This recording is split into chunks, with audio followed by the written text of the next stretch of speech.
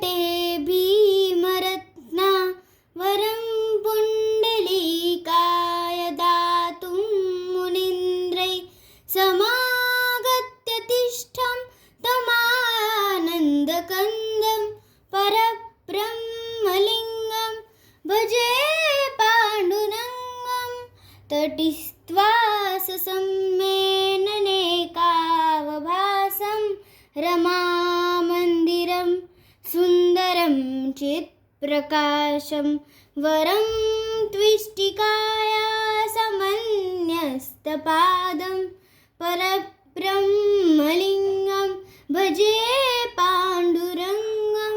प्रमाणं भवाभेरिदं मामकाना नितं वक्राभ्याधृतो येन तस्वा विधातुर्वसत्ते धृतो नाभिकोश परब्रह्मलिङ्गं भजे पाण्डुरङ्गं स्फुरत्कौस्तुभालङ्कृतं कण्ठदेशे श्रियाजुष्टकेयूरकं श्रीनिवासं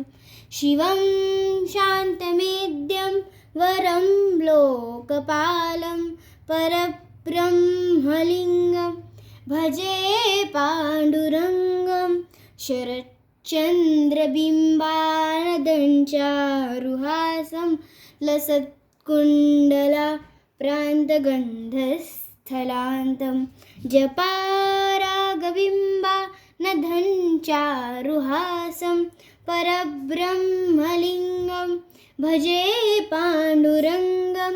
किरीटोज्ज्वलशैलदीप्रान्तभागं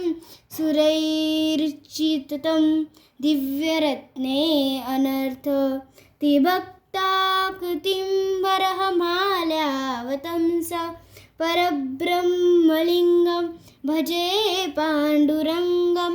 विभुं वेणुनादं चरन्तं दुरन्तं स्वयं वेलया गोपवेशं दधानं गवावृन्दकानन्दनं चारुहासं परब्रह्मलिङ्गं भजे पाण्डुरङ्गम्